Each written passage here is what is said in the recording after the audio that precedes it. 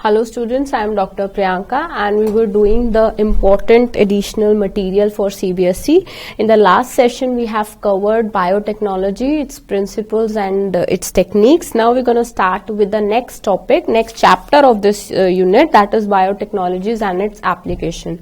Last session में हम लोगों ने importantly discuss किया जो कि हम लोगों ने थ्योरी पार्ट सीबीएसई पे छोड़ा था इस चैप्टर का समझा दिया था, बट थ्योरी एडिशनल मटेरियल जो एनसीईआरटी ब्रीफ दे रही है तो उसके साथ मैंने आपको लास्ट उसमें कराया है. नाउ हम लोग एक बात कर रहे हैं नेक्स्ट चैप्टर की. We have discussed everything in this chapter. ज्यादा बड़ा चैप्टर नहीं है, बट जो मेन इम्पोर्टेंट जो बता रही है, बेसिकली सप्लीमेंट मटेरियल में CBSE are giving you more applicationary view. जितने भी आपके एप्लीकेशंस आ रहे हैं उन पे, और ये जो 2 चैप्टर न्यू इंक्लूड हुए हैं इसमें सीबीएसई के सिलेबस में, ये इसमें थोड़ा सा सप्लीमेंट मटेरियल आपको ये बता रहे हैं कि आपकी एप्लीकेशंस कहाँ यूज हो रही है बायोटेक्नोलॉजी में. जैसे कुछ बच्चे अगर साइंस उन्होंने ली हुई है तो वो जेनेटिक इंजीनियरिंग के लिए जाएंगे. तो genetic engineering basically what is genetic engineering and what is the biotechnology, right. So इसमें हम लोग एक सप्लीमेंट पार्ट करेंगे, that is biotechnological applications in medicine. ठीक है, तो सबसे पहले इसमें हम लोगों का पहला है जेनेटिकली इंजीनियर्ड इंसुलिन. तो हम लोगों ने इंसुलिन की बात की थी जब हम लोगों ने ये चैप्टर किया कि इंसुलिन, ह्यूमन इंसुलिन कैसे बनता है. तो वो हम लोगों ने बात की थी कि पिग्स हैं, पिग्स का उठाया था पहले लोगों ने, उसके बाद बात ऐसे स्टार्ट हुई थी. बट आज की डेट में जो केमिकल हम लोग यूज कर रहे हैं, आजकल हम लोगों को जो इंसुलिन है वो 2 टाइप से अवेलेबल होता है. एक टाइप तो हम लोगों को ह्यूमन टेट्राइड इंजेक्शंस के फॉर्म में अवेलेबल होता है, और जो दूसरा हमारा फॉर्म होता है वो हम लोगों को वो जो टैबलेट्स आपके ग्रैंडमदर ग्रैंडफादर खाते होंगे तो उनमें हो रहा है. ठीक है, तो बेसिकली ये जो इंसुलिन है ये जेनेटिकली प्रिपेयर्ड है. जेनेटिकली प्रिपेयर्ड का मतलब है ये आपका पॉलीपेप्टाइड चेन्स हैं जो कि जेनेटिकली प्रिपेयर्ड है वन और द अनदर वे में, राइट. तो ऐसे ही हम लोग बात करेंगे कि insulin use to treat diabetes because insulin is an important hormone.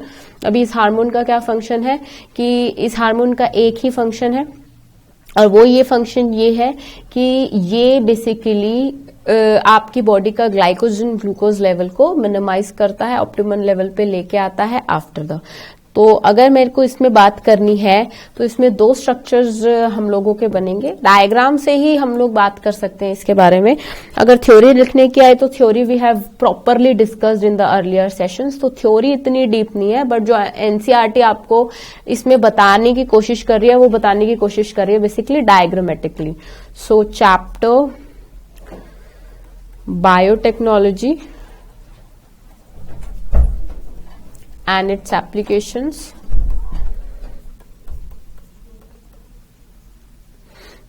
ठीक है, biotechnology and its application. Next हम लोग बात करेंगे बायोटेक्नोलॉजीज एंड इट्स एप्लीकेशन. इसमें बात करेंगे insulin used to treat diabetes was earlier extracted from pancreas of slaughtered cattle and pigs. In some patients,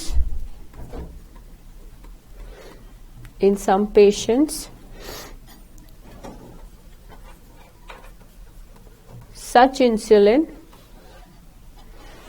that is from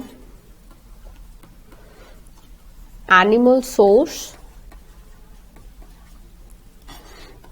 caused allergy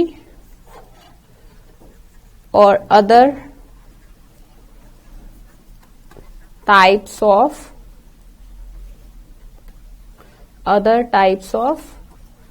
reactions.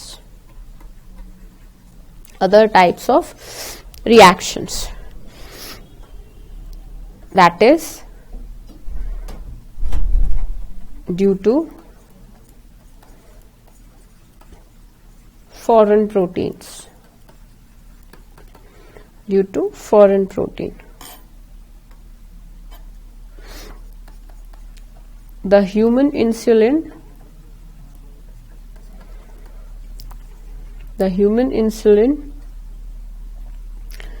consists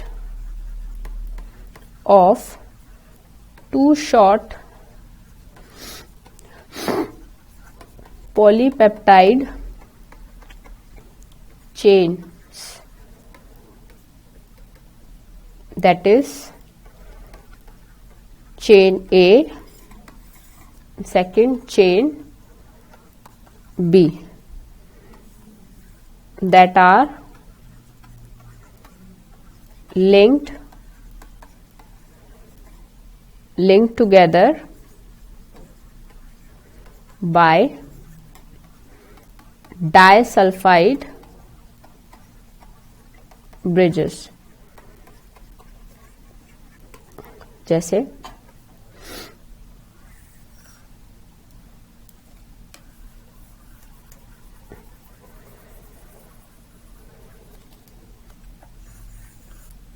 पहला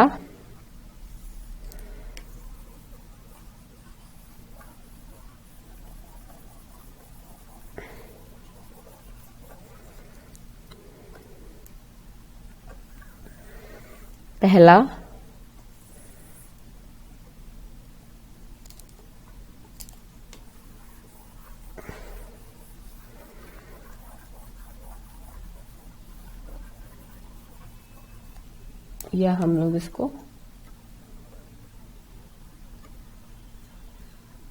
ऐसे कर लेते हैं, इसी पे बना देती हूं मैं। पहला दूसरा और ये तीसरा, ठीक है। इसमें जो मेरी चेन है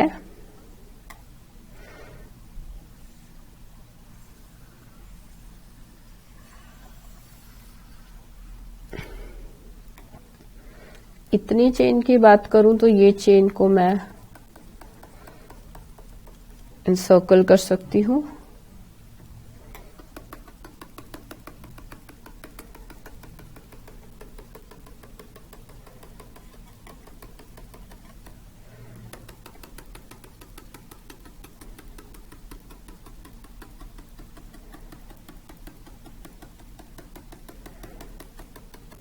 ठीक है,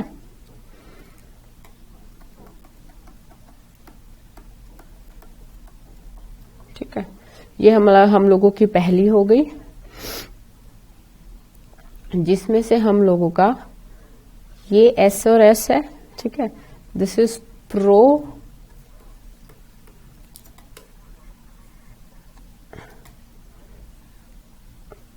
इंसुलिन,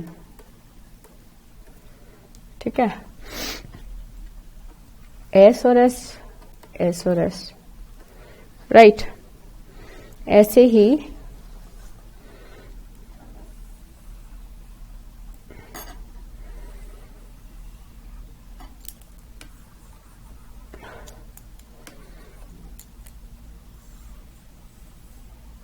राइट, अब इसमें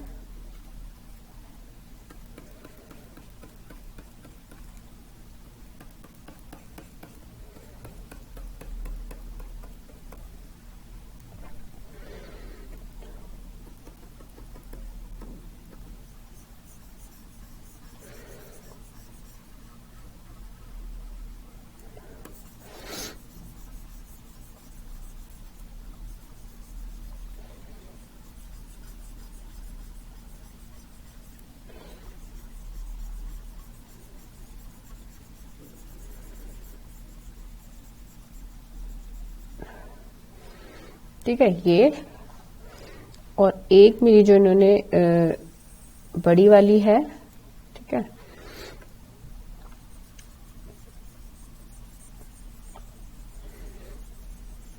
That is something like this.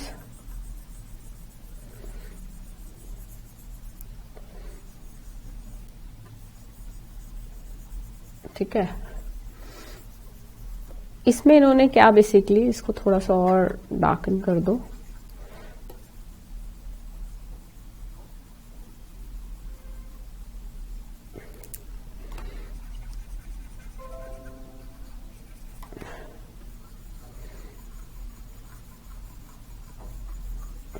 इसको पूरा आप एनलाइटन करके दिखाएंगे, राइट।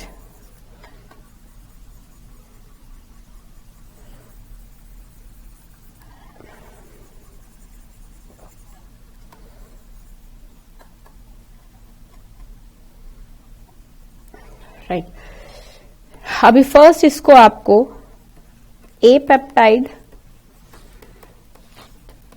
नेक्स्ट आपको बात करनी है इस पे, ठीक है। नेक्स्ट आपको इस पे अगेन इस पे ऐसे ही बात करनी है, that is insulin, that is plus B peptide, that is free C peptide, ठीक है। So this is a linkage जो हम लोगों ने बात करी। अब हम लोगों ने बात करी होगी एथिकल इश्यूज के बारे में, जिसमें हम लोगों का एक टॉपिक आ रहा है पेटेंट ग्रांटिंग का। पेटेंट ग्रांटिंग का बेसिकली क्या टॉपिक है इसमें जो हम लोग करेंगे, that some ethical modifications, usage of living organisms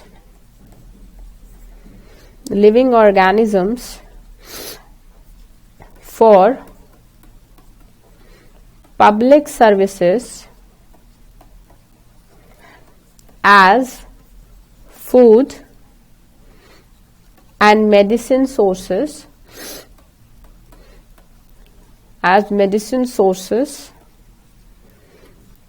has also created problems with patent granted for same. We have about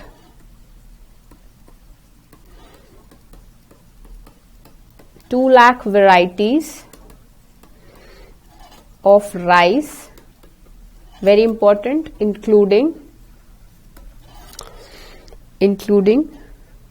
27 varieties of basmati through US Patent and Trademark Office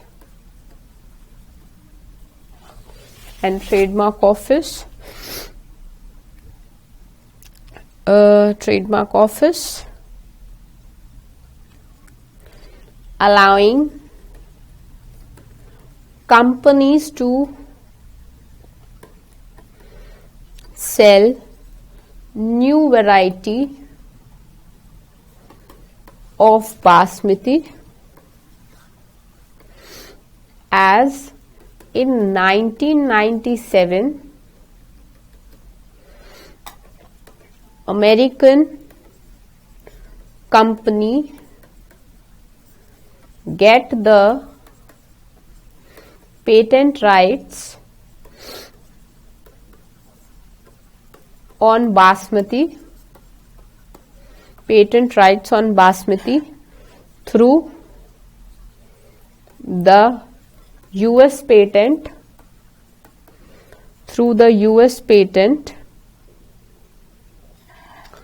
ठीक है। Similar attempts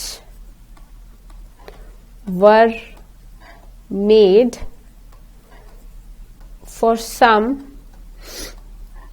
Indian herbal traditional medicines Example, turmeric, neem, margosa, etc. Such attempt could be checked only if we are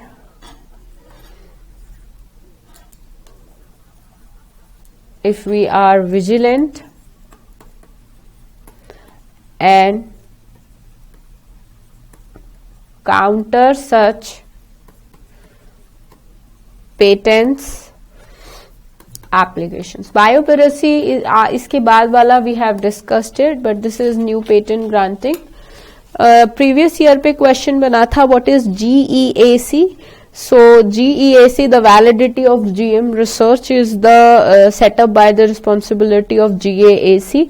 इसमें फिर उन्होंने बच्चे बात की है nematode specific gene की, जो हम लोगों ने टोबैको के टाइम पे पढ़ा था ना, ट्राइकोटन जीन हम लोगों ने पढ़ा था, वैसे इन्होंने वही एग्रोबैक्टीरियम वाले जीन की बात की जिसमें वो एमआरए इंटरफेरेंस की वजह से साइलेंट हो जाता है, साइलेंट जीन ट्राई, तो वो वाली बात इन्होंने क्वेश्चन रिपीट हुआ था, 2 मार्क्स में क्वेश्चन आया है ये। फिर हम लोगों ने इसमें जो 3 मार्क्स का क्वेश्चन हुआ था वो था give scientific name of soil bacterium that is bacillus thuringiensis which produces crystal cry protein. So उसका पूरा आपको लिखना है कि cry refers to a crystal protein. How these proteins are useful in agriculture, what do differently written terms cry and cry represents respectively. तो ये भी एक क्वेश्चन हुआ था जो कि वेरी इंपॉर्टेंट क्वेश्चन हुआ था, how does RNA interference help in developing resistance in tobacco plants against nematode infection. So वो जीन साइलेंसिंग का जितना भी एमआरए साइलेंसिंग का जो क्वेश्चन था जो हम लोगों ने लिखा था वो लिख के आएंगे। उसमें आप लोगों को एटलीस्ट 5 पोस्टुलेट्स विद एग्जाम्पल्स देने हैं कि पहले टेक्निक में क्या किया आपने, दूसरे में क्या किया, ठीक है, वो पूरा बनाना है।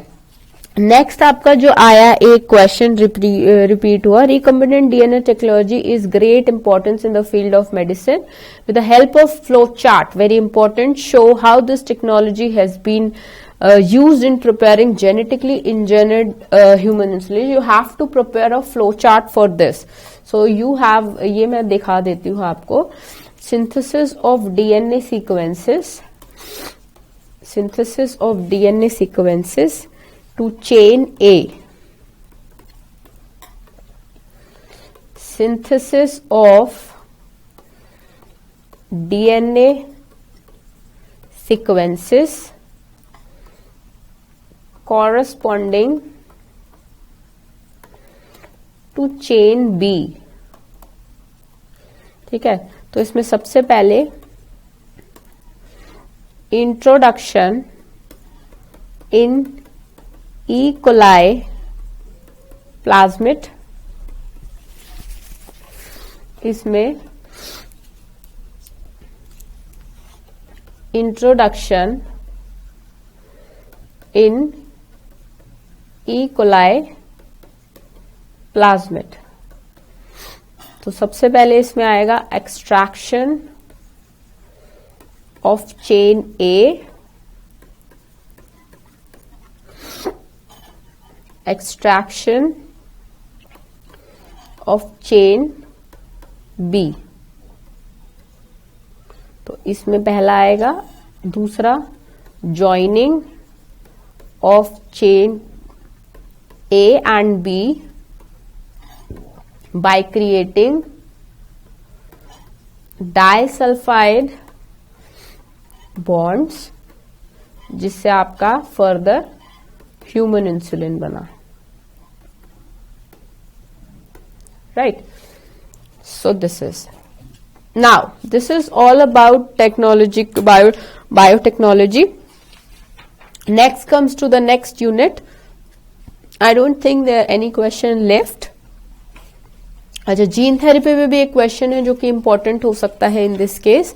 जीन थेरेपी पे वो बता रहा है one of the applications of biotechnology, बताओ is gene therapy to treat person born with hereditary diseases. तो आप उससे कैसे ट्रीट करेंगे और उसका क्या एग्जाम्पल है वो बताइए। ठीक है, तो जीन थेरेपी एडीए डेफिशिएंसी का सबसे पहले जब ये आया तो एडीए डेफिशिएंसी के माध्यम से ठीक किया गया था इसको। ठीक है, तो ये वाला पूरा लिख के आना है। Genetically engineering approval committee GEAC make decisions regarding the validity of GM research, make decisions about the safety of introducing GM organisms for public services. Many international companies try to patent rights, so उन पे check करती है, so वो आपको सारे functions लिखने हैं। So we have discussed this chapter now, the important part also. Now let us comes to the next unit, that is organisms and population.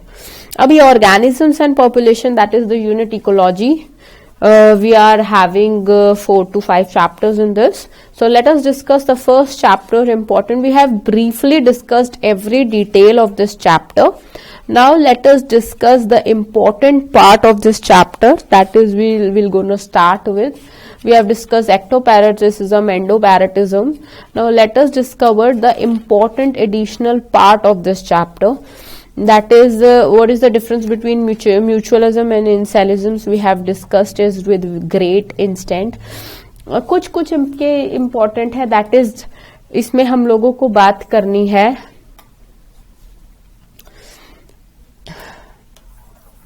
Question है जैसे list the attributes that populations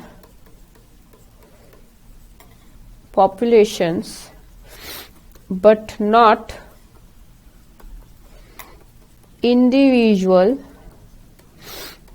individuals possess। तो सबसे पहला इसमें आ रहा है हमारा birth rate, death rate. दूसरा हमारा आ रहा है सेक्स रेशियो।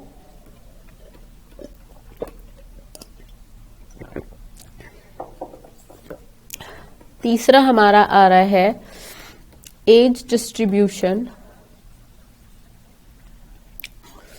चौथा हमारा आ रहा है population size and population growth. ठीक है, so next is name important defence mechanism in plants against herbivory. So presence of thorns, presence of spines, many possesses chemicals जो कि उनको उनका पॉइजन कंटेंट कर रहे थे उनके प्लांट में। ठीक है, सो ये सारे रीजंस हैं। एबायोटिक फैक्टर्स भी you will able to define it very appropriately. ठीक है, इसमें जो कि इम्पोर्टेंट क्वेश्चंस जो कि आएंगे वो आएंगे बेटे अब ग्राफ्स पे। ठीक है, जो कि अगर आपको बताना है तो वो आपके दो आएंगे। पहला एक आएगा, एक है आपका टर्म एक्टोथर्म्स।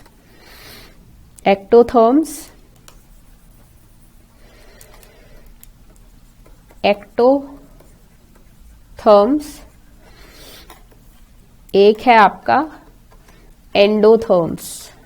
डिफ्रेंशिएशन आ सकती है इस पे। तो एक्टोथर्म्स are those animals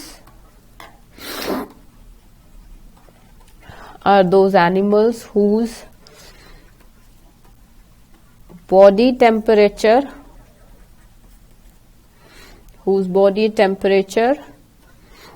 changes to match with that of the environment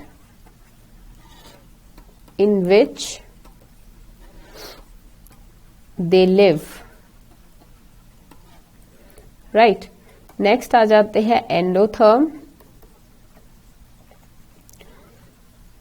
are those people या those animals whose body temperature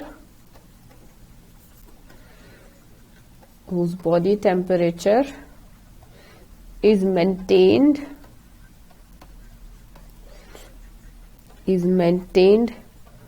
relatively constant by physiological means. ठीक है. नेक्स्ट आपका आता है very important question, very important question. Draw and explain a logistic curve for a population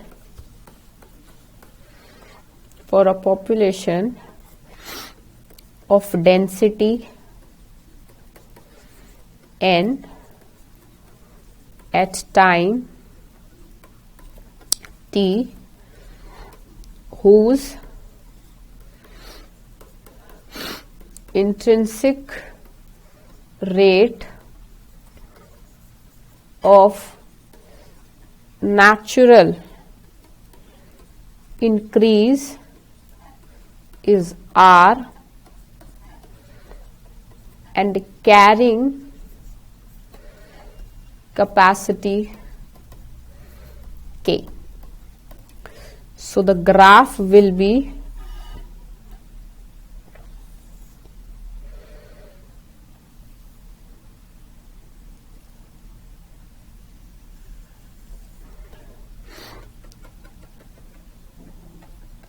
ये carrying capacity, that is population density, और ये है time t, जो आप बोल सकते हो logistic growth curve for a population. ठीक है. तो इसमें हम लोग इसमें मेंशन करेंगे कि a population growing in a habitat with limited resources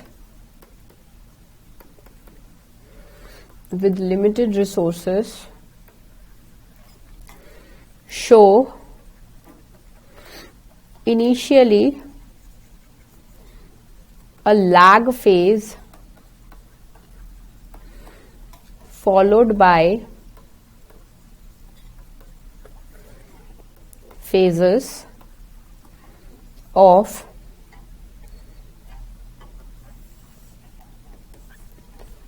acceleration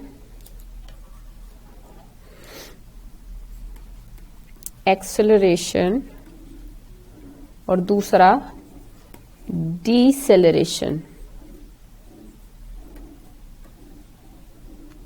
right. और finally asymptote when population density reaches the carrying capacity K. A plot of population density and in relation to time t results in a sigmoid curve, right? It is described by the equation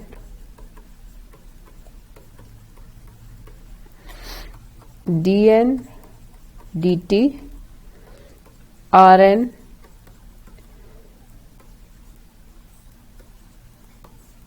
where population density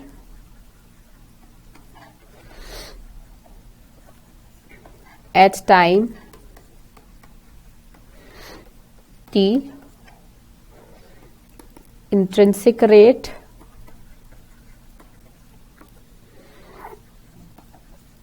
of natural increase or K carrying capacity, right? Rest all the important questions we have covered in the here. Additional question: what is altitude sickness? What are its symptoms? And how does human body try to overcome altitude sickness? So when a person goes to high altitude place around above 305 meters, such Rohtang Pass areas, right? Rohtang Pass areas, its symptoms include nausea, fatigue, and heart palpitations. So it is due to low atmospheric pressure. The body compensates low oxygen availability by increasing RBC's production, decreasing the binding affinity of hemoglobin, and increasing the breathing rate mechanism. ये last year आपने respiration and mechanism वाले chapter में भी किया होगा, ठीक है? Value based question है इस चैप्टर से, वो आप देख लीजिएगा इसके पीछे. नेक्स्ट हम लोग चैप्टर पे आते हैं, that is ecosystem, right? In ecosystem we have briefly described every detail, we have briefly described every cycle. Now let us comes to the additional part, ठीक है?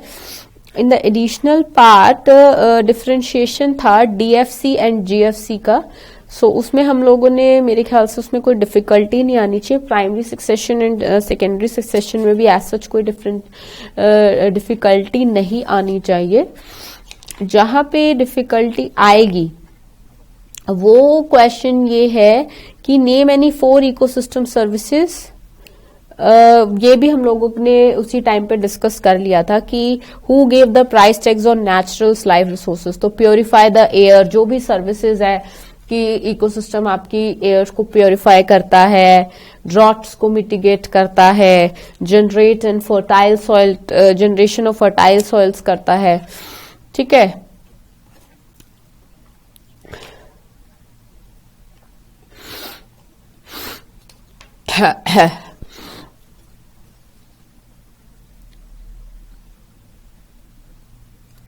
हाँ, एक जो इम्पोर्टेंट क्वेश्चन जो बहुत बार इन्होंने बोला है, सो वो है very very important.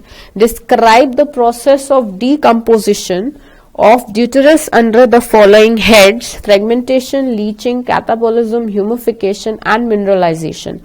So you have to briefly describe their definition. कि अगर आपने fragmentation बोला तो आप बोल रहे हैं it is the process of breaking down of deuterus into small particles by deuterobromes, example earth. ऐसी लीचिंग बोल रहे हैं, so water soluble organic substances goes down into soil horizon and get precipitated in the unavailable salts. Next, catabolism, the bacterial and fungal enzymes degrade deuterus into simpler systems. ये हम लोग सारा कर चुके हैं. I will also had given you the theory for this, ठीक है? Humidification, it leads to the accumulation of dark colored amorphous substance called humus, which is highly resistant to the microbial infections and actions, undergo decomposition and at an extremely slow rate. Next हम लोग बात करते हैं mineralizations की. So humus is further degraded by some microbes and inorganic nutrients are released up, right? So ये हम लोगों ने बात की humification की. नेक्स्ट हम लोग बच्चे बात करेंगे अब describe the advantage of the keeping ecosystem healthy. तो अगर हम लोग इकोसिस्टम को हेल्दी रखेंगे तो उससे हमारा ही बेनिफिट रिलेटेड है। हम लोगों का क्या बेनिफिट है, बेनिफिट रिलेट है अगर हम लोग इकोसिस्टम को हेल्दी रख रहे हैं। हमारा बेनिफिट ये है कि अगर इकोसिस्टम हेल्दी रहेगा इन सच वे तो हम हेल्दी रहेंगे।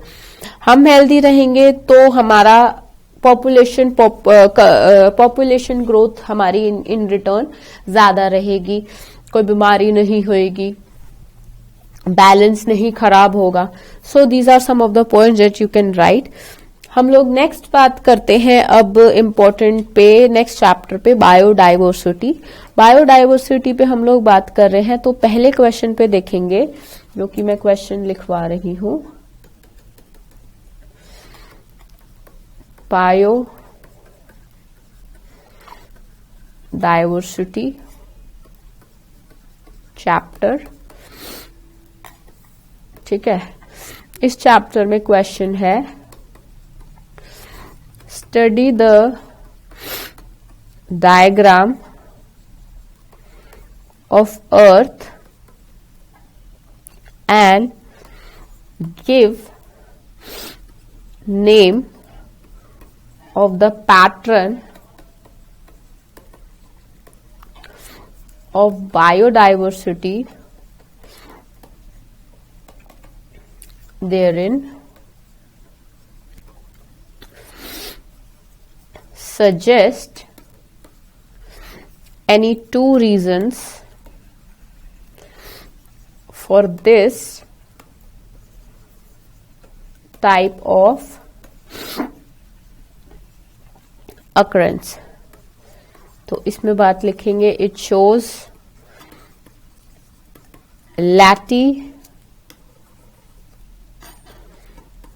latitudinal gradients in biodiversity,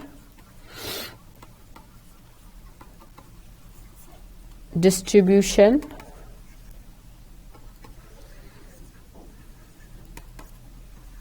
on the earth।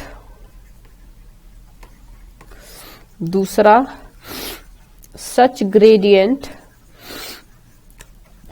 is due to following reasons: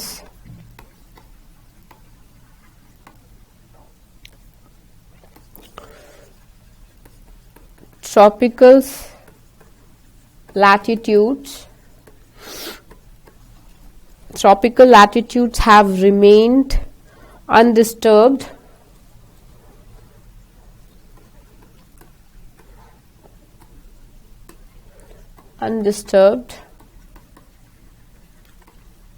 for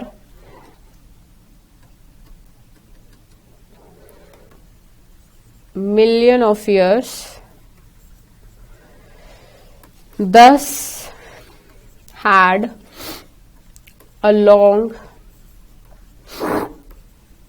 evolutionary time for species diversification। दूसरा,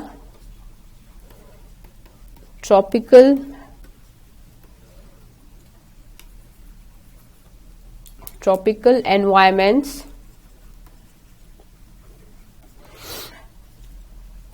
are less seasonal, so more constant and predictable।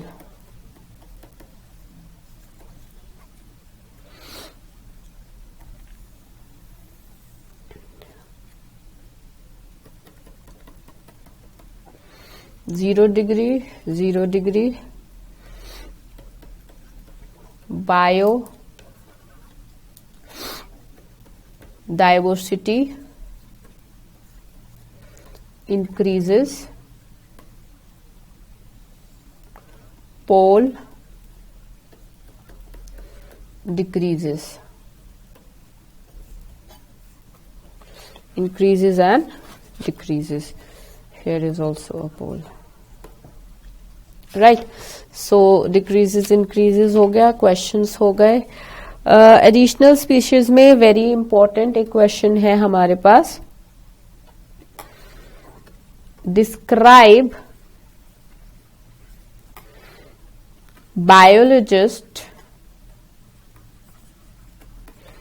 are not sure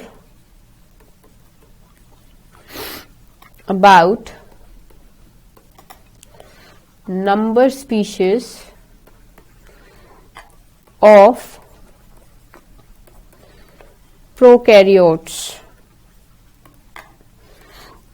So biologists are not sure about prokaryotes because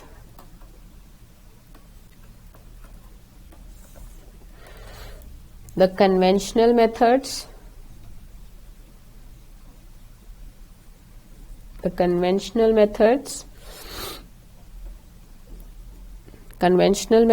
are not suitable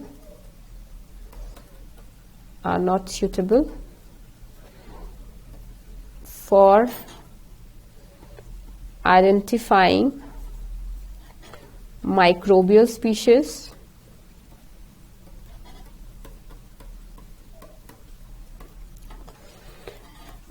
many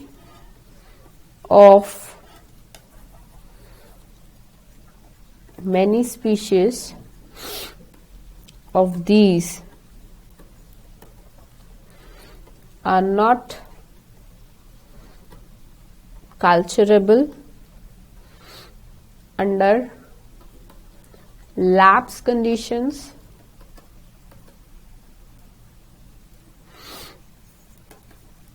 if we accept biochemical or molecular criteria for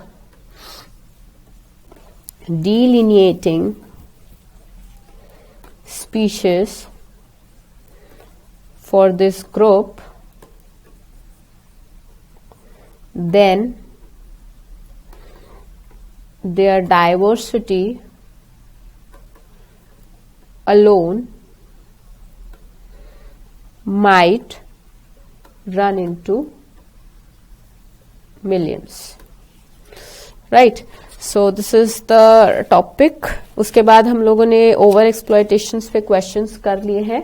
Now let's come to the next chapter, that is environmental issues.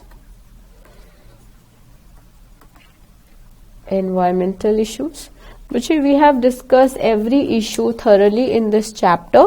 हम लोग जो last हम लोगों का issue रह गया था वो था हम लोगों का मोनोट्रियल प्रोटोकॉल. ठीक है. तो मोनोट्रियल प्रोटोकॉल की अगर मैं बात करूं तो वो क्या था? मोनोट्रियल प्रोटोकॉल तो an international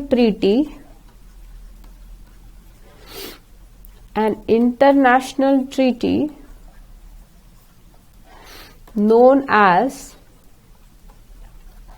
Montreal Protocol was signed at Montreal, Canada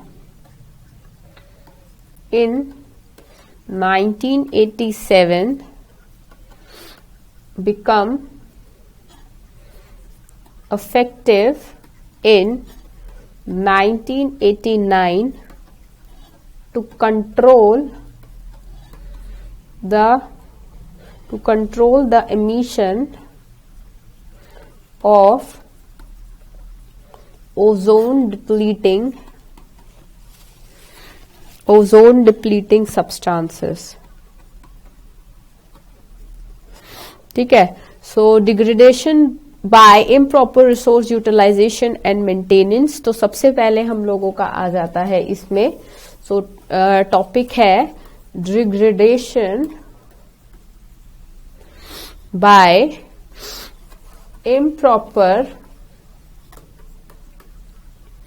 resource utilization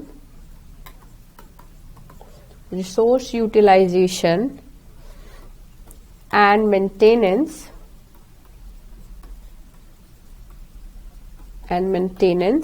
तो इसमें सबसे पहले आ जाता है soil erosion and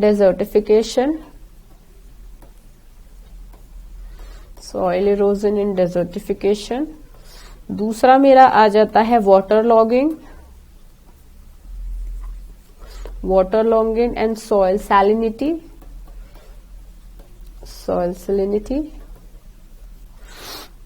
नेक्स्ट हम लोगों का है इसमें जो मेन है वो है आपका डिफॉरेस्टेशन. तो ऑब्वियसली उसमें हम लोगों ने बात की थी कि conversion of forested areas into non forested ones. ठीक है. कॉजेस क्या है? clearing of forests for agricultural purposes, industrial purposes, cutting of trees for basic needs like हो गया timber. ये सारी चीजों के लिए consequences क्या है? CO2 concentration बढ़ रही है. CO2 concentration बढ़ने के और क्या reasons है कि hydrological cycle खराब हो रही है. Soil erosion which may leads to desertification is going down for the group, right? ऐसे ही क्वेश्चन आ जाता है reforestation का. So the process of restoring forest that once existed at removed at some point of time in past is called reforestation. ऐसे ही people's participation in conservation of forest is something like कि बिश्नोई अमित बिश्नोई की बात की गई है इस में, जो कि उसने राजस्थान में many lives were sacrificed due to his symbol. So in such cases the additional material for this chapter is very low. We have discussed the monetrial trait which is very important, but explain the reasons, the cause of appearance of peak, जो कि NCERT का एक graph था जो हम लोगों ने dissolved oxygen BOD water pollution level में हम लोगों ने किया था. That is very important. Just go through that thing क्योंकि उसमें जो BOD level की concentration है जो उस पे उसने थीम पे उन्होंने क्वेश्चन है तो वो क्वेश्चन पेपर में आ चुका है. रिपीटेड क्वेश्चन है मेनी इयर्स का. ठीक है. So till we have completed everything, every chapter, every detail, every supplement material. And now let us reorganize how you to prepare. So go through every summary part of all the chapters. जितने भी chapters हैं उनके summary जरूर करके जानी है और ऊपर से उनका जितना भी आपका लास्ट पेजेस हैं, हर चैप्टर के जितने भी लास्ट टॉपिक है उनको सबसे पहले उठा के पढ़ना है. Just don't revise the first part, just revise the second last pages. चाहे अभी जैसे हम लोगों का ह्यूमन रिप्रोडक्शन है, human reproduction male and female दोनों करके जाने हैं क्योंकि बच्चे सोचते हैं कि फीमेल ज्यादा आएगा, यूट्रस ज्यादा आ जाएगा, बट ऐसा नहीं है. मेल पीनिस भी स्टार्ट कर दिया है उन्होंने, मेल रिप्रोडक्टिव सिस्टम भी पूरा वो देने लग गए हैं. So just go through the diagram, that is very important. Molecular genetic basis में आप लोगों को पुनेट स्क्वायर बनाना आना चाहिए, आपको क्रॉस हेट्रोजाइगस होमोजाइगस का बनाना आना चाहिए. जितने भी समरीज अभी तक आप लोगों ने की हैं, chapter wise summaries, you have to learn them. ठीक है. उसके पॉइंट्स बना लीजिए छोटे छोटे और उनको लर्न करना है. और जितने भी लास्ट के टॉपिक्स हैं, सबसे पहले चैप्टर है तो चैप्टर के जो लास्ट का टॉपिक है आप लोग सबसे पहले उनको याद करना स्टार्ट करेंगे, रादर कि आप पहले टॉपिक्स पे जाएं. जो भी आपका पेपर आएगा लास्ट से स्टार्ट कीजिए, लास्ट ऑफ द क्वेश्चन से स्टार्ट कीजिए, पॉइंट टू पॉइंट लिखिए. Just don't go through with the theory की कुछ भी लिखाएंगे तो नंबर मिलाएंगे. ठीक है. So all the very best for your board exam. Keep revise all the syllabus very well.